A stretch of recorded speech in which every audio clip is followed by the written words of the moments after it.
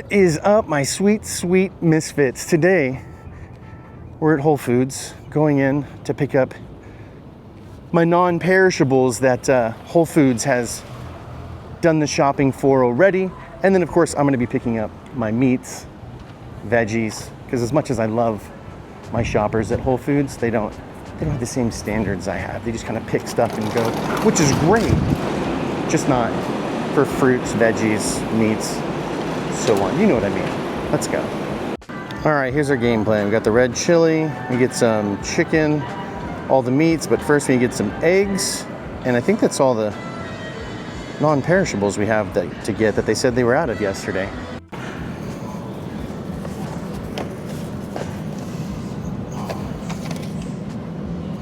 All right, look good. So usually for this client, I go to the butcher block to go get all my meats and stuff, but they don't open till 10. So we're gonna have to get everything here, including the chicken. So then a couple chicken breasts, 85.15, and then a little pork. All right, we got the beef, 8 ounces of pork, and then we got the chicken. Let's get the sirloins and another pound of beef. Morning. Can I get 4 pounds or 2 of those sirloins, please? Thank you. All right, so we got all the meats. Everything is done. We'll go to Amazon. We'll let them know that we are here for pickup. Usually takes about 5 minutes for them to get all of this. So I'm gonna head to the register, get this portion rang up, and by the time I'm done with that, they'll be up at the front with the cart for me. It's all about learning your timing. Is that for Eric? Perfect. All right.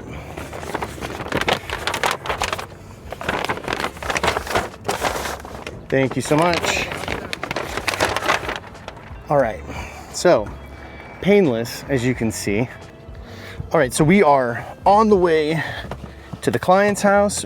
The time is 8:50. We've got like 10 minutes to get there, so we might get there just like 5 after. Doing pretty good on time. Good morning. Good morning, sir. Where are we headed today? I'm headed to, He's not hungry today. he's not hungry today? Should I just give you the food? Have a good one, man. Yeah. There might be more trees in this neighborhood than all of Las Vegas. It's so beautiful in this neighborhood. So beautiful. Anyway, let me get unpacked, get to work. We'll get all caught up. I'll tell you the menu. We'll talk. It'll be fantastic. All right, so I'm gonna get set up, got all the groceries. Wanted to let you know the menu: Thai basil beef stir fry, classic Italian meatballs, chimichurri, sirloin. Then there's gonna be steak bites with peppers and onions, creamy chicken spinach Alfredo, and chicken quesadillas, or no, regular quesadillas.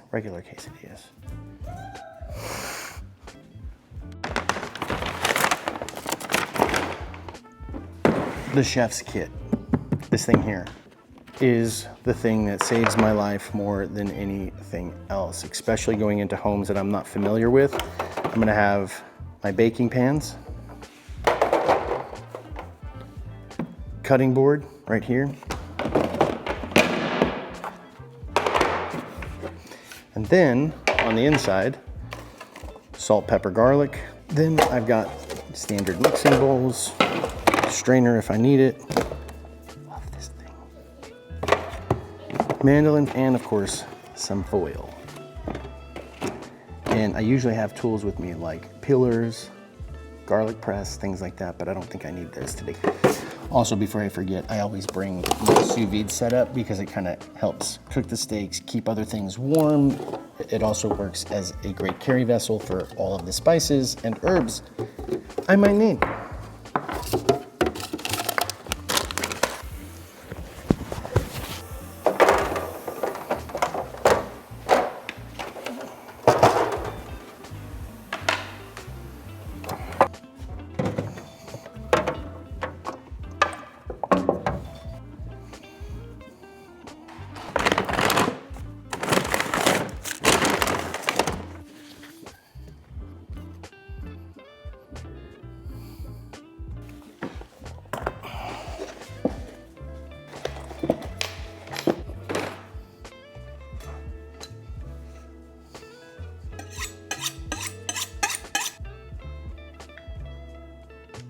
So we have the steaks in the sous vide over there coming up to temperature. Those are coming up to 129.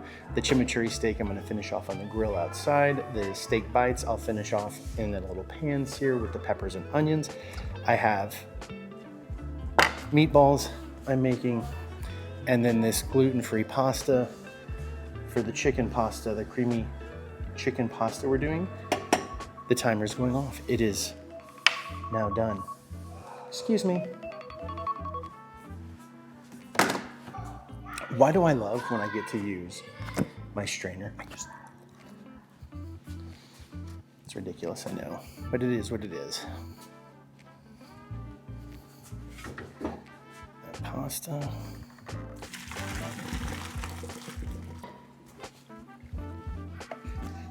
I'm gonna let that set and cool off right here, actually. So yeah, in regards to snacks, I'll do some research this week and see what kind of snacks I can come up for him that are kind of hidden veggie style type snacks. And then I'll put together a menu and get it over to you so you can let me know which ones you like and which ones I can start making for you. Well, we've got ourselves an audible, meaning the kids would like some breakfast burritos.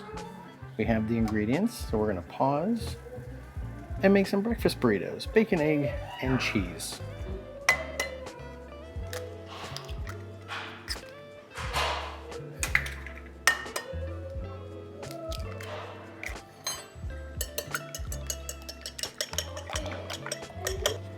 Three breakfast burritos, bacon, egg, and cheese. Made one for me. Inside, they're delish. Let me feed the family. They're staring at me waiting for their burritos. How was hockey? It was good. Did you bust anybody's lip? No. Oh, that's no fun. They're all my friends. No, I'm just kidding. These are the piconia steak bites that I'm gonna be putting with the peppers and onions.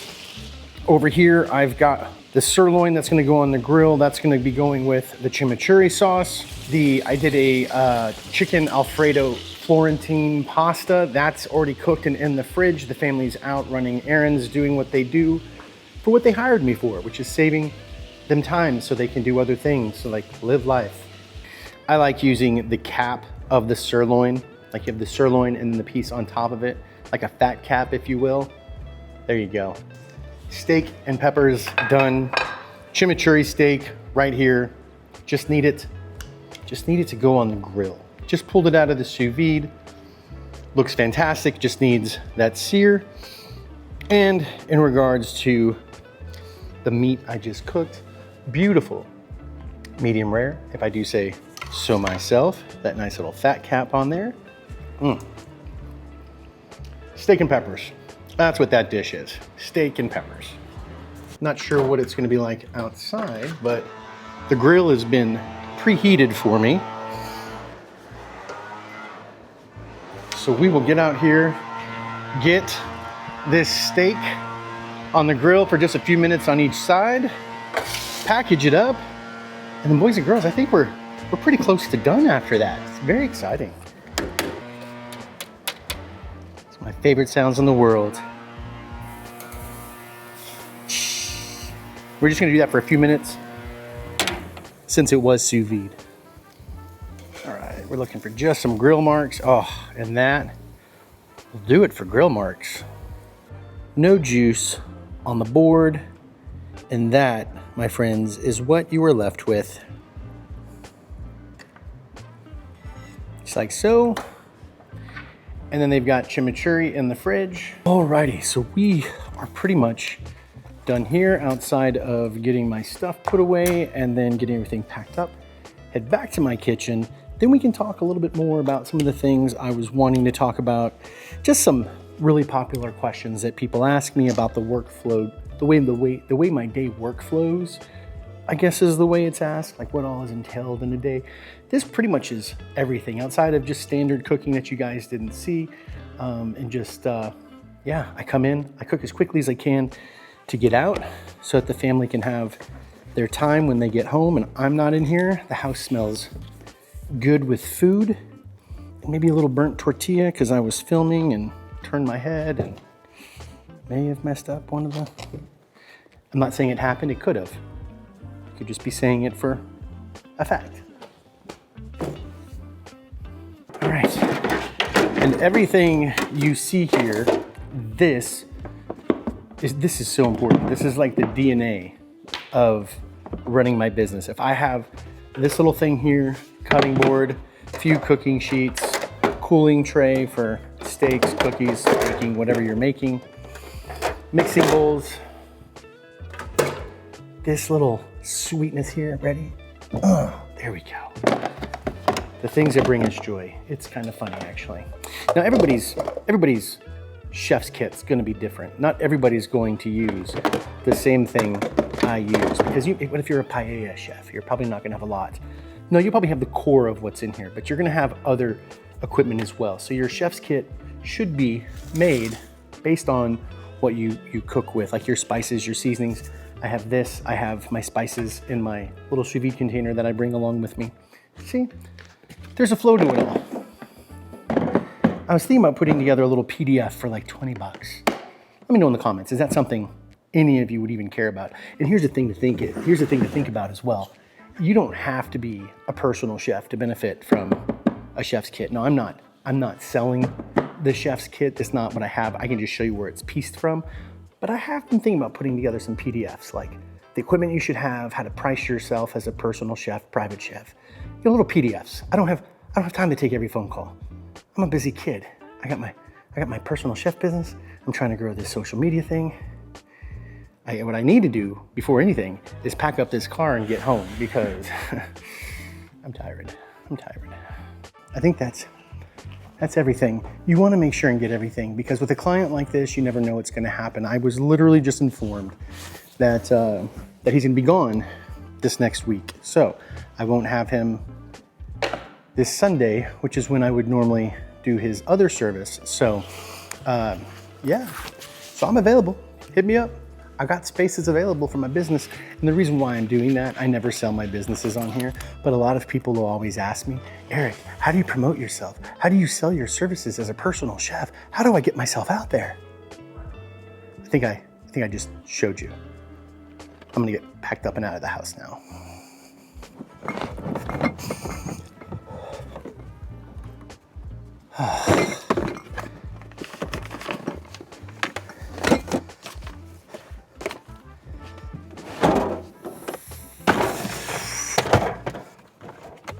All right, let's go. Oh, my sweet, sweet Misfits. For you, it's been about half a second. For me, it's been 7 weeks since that last clip of the video was shot. A lot's happened. A lot is moving, a lot. My brain is about to pop. I'm just like, Anyway, made notes, don't worry. Made notes so I can stay focused. With that being said, let's just jump in. Let's just jump in the deep end. First and foremost, I'm gonna be bringing it back. I'm gonna be taking a couple steps back, focusing more on this channel being what I started it to be, which is a day in the life of a personal chef, where I bring you with me to my dinner parties and events and do meal prep in my home now. So yes, I still do it for my clients in their kitchens for meal prep, but I've made some decisions to change that, to make it a little bit easier, to be a little bit more clear, if you will, because I was watching this video that I'm doing now back and I'm just like, man, I'm all over the place. There's lots of crazy cuts and I was really trying to avoid certain people being in the video that didn't need to be. We'll talk more about that in just a couple of seconds. But yes, bringing this back. If you want to continue to see me go around the city of Las Vegas, the country, and then possibly one day the world, I have another channel called Eric Eats the World. Not literally, figuratively. I'm gonna try to go to as many places as I can to eat, bring you guys with me and talk about my experiences. It's not about 1 through 10, it's about, is this a spot that I should share with you so that maybe one day you can go eat there yourself. But I digress. It's about this channel right now, Culinary Misfits. Now let's talk about the updates. See, I did it just right then as well. I said updates and I meant to say topics, which brings me to this topic. Guys, I'm gonna make mistakes and it's okay. I've been told my whole life, Eric, you're nothing but a walking mistake. But I keep pressing forward. I'm joking. For those of you that haven't figured it out yet, I've got a little bit of a dry/dark sense of humor. And so if you're ever like offended by something I say, you probably don't get my humor. And I do clap back. I'm sorry, but I just don't believe that content creators should just stand there and take slaps in the face over and over and over again without slapping back. Like, again, not literally, figuratively. I'm not a violent person. I am very passionate though. I was raised in an Irish-Spanish household. See, there's me giving you some more personal information about me. Next topic, the client that I was cooking for in this video, they told me about 7 weeks ago that they were going to be going and doing some traveling for the summer to get out of Las Vegas because of the heat. Well, this is the first year I got to experience Snowbirds, where it gets really hot in Vegas, so they go to other places like San Diego, Martha's Vineyard, other places around the country that may not be a boiling pot of misery for like three months or so. I mean, I think it's worse in Houston and Louisiana, the humidity in Florida, but yet people still go there. There's something about the time of the year where they all just leave. And after that client said, we're gonna take some time off, I had 3 other clients say, we're gonna take some time off. And I've been kind of working on a skeleton schedule of just 2 clients right now, which is great. I'm very, very grateful for those 2 clients. But the bad thing is that I don't usually do contracts with my short-term clients because it usually is just like a week-to-week thing. But sometimes I'm a little nice, believe it or not, I can be a little too nice. My client said, hey, we're gonna be gone for about a week. We'll come back, we'll get started up again. Well, that client had told me like 3-4 weeks in a row that they'd be back the next week. They were enjoying themselves traveling. It's not their fault, it's my fault because I said, no problem, I'll hold your spot. I actually turned away about 4 to 5 different potential clients because I wanted to keep this particular client. And so because of that, I fell flat on my face. So the lesson here, kids, get a retainer. That's all I got to say about that. All right, next part. Same thing with learning in this video, like I was talking about, just doing all of the different cuts and trying to work around people and really trying to focus on what I was doing for you guys with the video and my primary, which is taking care of my clients and their meal prep, making sure they get the best food I can potentially cook for them. I just feel like that's just really hard. Like doing personal chef work and doing YouTube is very, very hard. I think I'm trying, I don't know, let me know in the comments, am I the only one that kind of does what I do, where I bring you along into doing dinner parties and cocktail parties and events with my clients in their homes and cooks and orchestrates this? Tell me that would not be a good Food Network show. Seriously, somebody call Bravo. That should be a competition.